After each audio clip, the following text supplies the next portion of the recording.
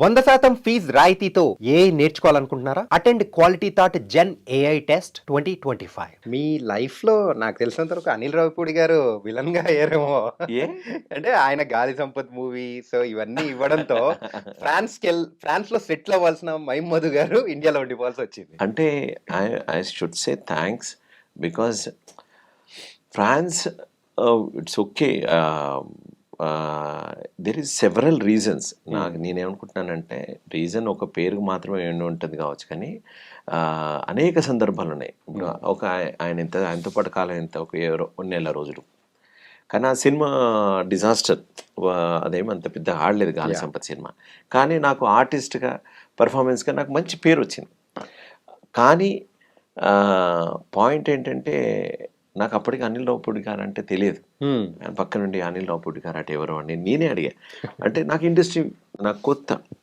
So అందరూ పరిచయాలు కావడం, తర్వాత ఎంకరేజ్ చేయడం, బాగుంది, కంఠం బాగుంది, ఎక్స్ప్రెషన్స్ బాగున్నాయి, కమాండింగ్ ఉంది, ఇవన్నీ మీరు మళ్ళీ పైగా ఎఫ్టీఐ పూణే ఫిల్మ్ ఇన్స్టిట్యూట్లో నేను విజిటింగ్ ఫ్యాకల్టీని, మైమ్కి సంబంధించింది 2011లో నేను అక్కడ సిలబస్ ఇచ్చాను. అక్కడి నుంచి ఇప్పటిదాకా కంటిన్యూ అవుతున్నాను. సో కనుక what happened then obviously they needed quality actors. So వాళ్ళు ఎంకరేజ్ చేయడం, ఆహా బాగుంది. సో అట్లా స్టెప్ బై స్టెప్ సో ఒకరి తర్వాత ఒకరు అందుకున్నట్టుగా they given me a proper pushup. అది నేచర్గా వాళ్ళకి నా అవసరం ఉంది, నా అవసరం వాళ్ళకుంది, వాళ్ళ అవసరం నాకుంది. సో పాత్రలు పిలుచుకుంటే అని నేను నమ్ముతాను. దానే పే కానే వాళ్ళ నామ్ లిఖా హువా హై. నాకు ఇక్కడ తినాలని రాసింది, నా ఇక్కడనే పని చేయాల్సి, అందుకోసం ఇక్కడ that's it. Nice sir. And మీ యొక్క ఫిలిమోగ్రఫీ కానీ, సో మీ ఇంతకుముందు మీరు చేసిన ఆర్ట్ ఫామ్స్, అవార్డ్స్ అన్నీ వింటుంటే రియల్లీ వీఆర్ వెరీ సర్ప్రైజ్డ్. నేనైతే చాలా పెద్ద సర్ప్రైజ్ అవుతున్నా. It was very nice. And coming to the Saripodhaa Sanivaaram. So మీకు దాని తర్వాత కూడా మంచి పేరు తీసుకొని వచ్చినది సరిపోదా శనివారం మూవీ. అందులో ఎస్జే సూర్య గారికి ఎప్పుడు కోపం వచ్చినా కానీ తీసుకెళ్ళిపోయేది మిమ్మల్ని. అవును, గుళ్ళో గంట కొట్టాడు మిమ్మల్ని కొడుతూనే ఉంటాడు. అవును. సో దట్ రియలిస్టిక్ ఎక్స్ప్రెషన్స్ అనేది కూడా అరే కొడుతూ ఉంటే మమ్మల్ని కొడుతున్నంత ఆ ఫీల్ అనేది మీ కళ్ళల్లో కనిపించింది అనమాట. Even that was very very impressive అనిపించింది. అది కూడా మీరు అన్నట్టుగానే గాలి సంపత్ సినిమాలో డైరెక్షన్ డిపార్ట్మెంట్లో ఒక తను చూసేసి నన్ను దీనికి రికమెండ్ చేసినాడు. వివేక్ ఆత్రేయ గారికి. వివేక్ ఆత్రేయ గారికి రికమెండ్ చేసినాడు. తర్వాత వివేక్ ఆత్రేయ గారికి కూడా హీరో విష్ణు గారు అనేవారట, మైమ్ నేర్పుతున్నారండి రాజేంద్ర ప్రసాద్ గారికి, తను అద్భుతంగా చేస్తున్నాడు అండి అని విష్ణు గారికి వివేక్ ఆత్రేయ గారికి చెప్పారట. డైరెక్ట్ గారే నాకు చెప్పినారు, నాకు మీ పరిచయం అట్లా వారి ద్వారా తెలిసిందండి అని. సో అంటే ఎప్పుడు ఎక్కడ ఏ విధంగా కనెక్షన్ ఉంటుందో తెలియదు. So if you do honest work then automatically it comes. So మీరు చెప్పినట్టుగా ఆ పాత్ర చిన్నదా పెద్దదా, డైలాగ్స్ ఉంటాయా ఉండా, ఎవరితోటి కాంబినేషన్, కమర్షియల్ వాల్యూస్ కోసం ఒక ఇంట్రెస్ట్ ఉంటుంది కావచ్చు, కానీ but if you in front of the camera or on stage or street performance whatever it may be, నీ క్యారెక్టర్ కనబడాలి, నువ్వు కాదు కనబడాలి అని నా గురువులు నాకు చెప్పినటువంటి విధానం. సో అదే నన్ను ఆ ట్రాన్స్ఫర్మేషన్కి నాకు గురి చేసింది. అంతకుమించి ఇంకేం లేదు. ఓకే. ఈ లుక్ దేనికోసం? విలన్ కోసమా లేకపోతే లేక ఏంటంటే మీ యొక్క ఆహార్యం అనేది చూస్తుంటే కంప్లీట్గా విలనీగా కనిపిస్తున్నారు, కానీ కళ్ళల్లో మాత్రం విలనీ అనేది మాత్రం కనపడదు. అంటే మిమ్మల్ని కాదు, ఇప్పుడు మీరు నాకు విలన్ కాదు కనుక నాకు కళ్ళల్లో కనబడుతుంది. ఓకే, ఈ లుక్ దేనికోసం అనుకోవచ్చు? ఈ లుక్ యాక్చువల్గా ఏంటంటే ఒక మూవీకి మెయిన్ విలన్గా చేశా. ఓకే. సో అయిపోయిందా సార్? కంప్లీటెడ్. దట్ ఆ కంటిన్యూటీకి వేరే మూవీకి వచ్చింది. సో ఆ నుంచి ఇంకో మూవీ వచ్చింది. అట్లా వరుసగా బుచ్చిబాబు గారు చేస్తున్నటువంటి రామ్ చరణ్ గారి దాంట్లో ఒక చిన్న వేషం, మంచి వేషం, ఒక ట్రాక్ ఉంది అందులో. తర్వాత ఫౌజీ సినిమా ప్రభాస్ గారితో, దాంట్లో ఒక మంచి ట్రాక్. అండ్ అనురావుపూడి గారితో జస్ట్ వన్ స్కెడ్యూల్ అయిపోయింది, going to second schedule. I'm sure it's going to be history. Prabhas గారు అండ్ హనీరావు గారు. హిస్టరీ అది. అది ఒక్కొక్కరు కాంట్ ఇమాజిన్. డైరెక్టర్ గారు మా అందరికి 30 కేజీల గొలుసు, రియల్ గొలుసులతోటి వేసి యాక్ట్ చేస్తున్నారు. ఏంటి sir? 30 kgs 30 chain. kgs chain, sir. So and are really fortunate and I'm very happy to working with Anu Ravipudi గారు. ఓకే. అమేజింగ్. అండ్ ఆ సెట్లోకి వెళ్ళగానే అద్భుతమైన ఫీలింగ్. అండ్ రీసెంట్గా ప్రభాస్ గారిని చూసా. నేను ఎంత ఎవరిని మామూలుగా ఎగ్జైట్మెంట్ అంత ఫీల్ కాలే, కానీ ప్రభాస్ గారు వారందరు కలిపి డిఓపి గారు పెట్టిన షాట్ అండ్ అను రావుపూడి గారి విజన్ వేరే లోకంకి తీసుకెళ్తుంది.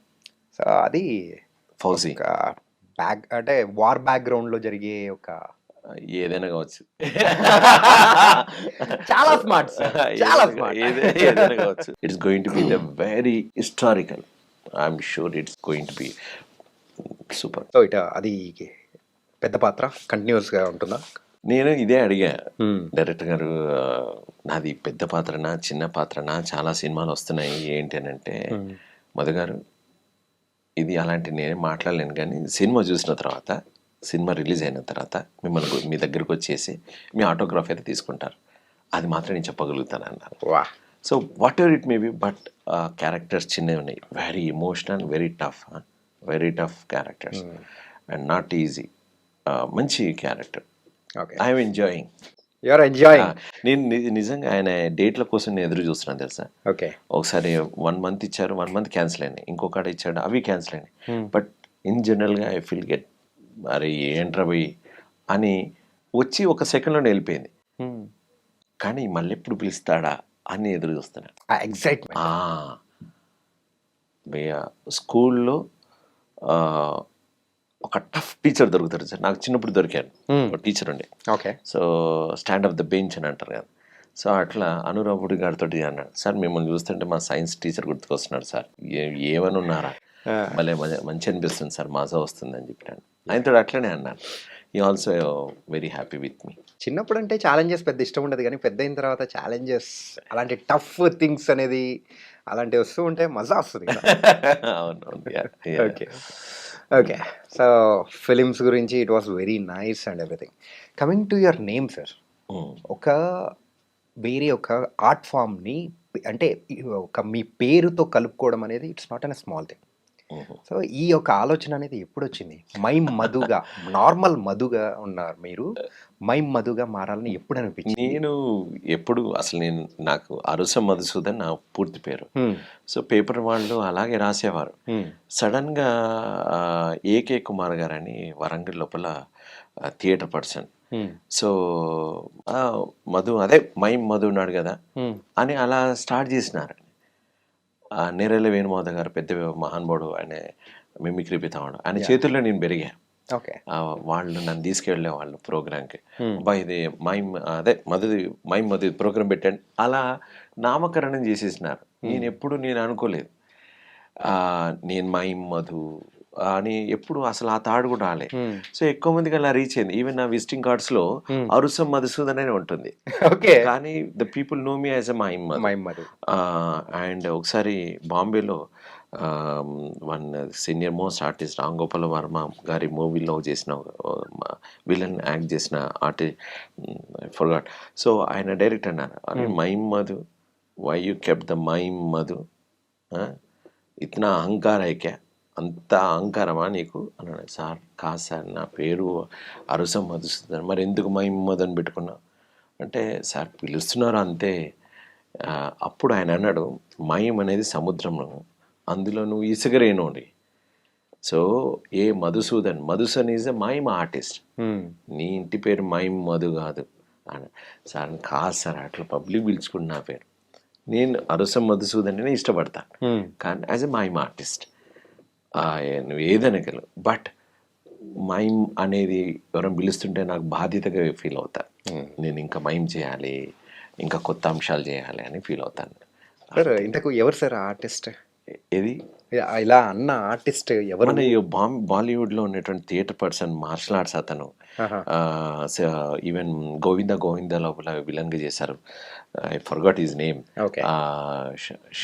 షాగో something. Is the okay. First tai chi martial arts person in India. Aha! Okay. అది so 'Govinda Govinda' movie villain అంటే యాహ్! విలన్గా చేసినారు. నాకు ఆర్టిస్ట్ సార్ ఫేస్ గుర్తొస్తుంది గానీ, ఈవెన్ నాకు కూడా నేమ్ గుర్తు రావట్లేదు.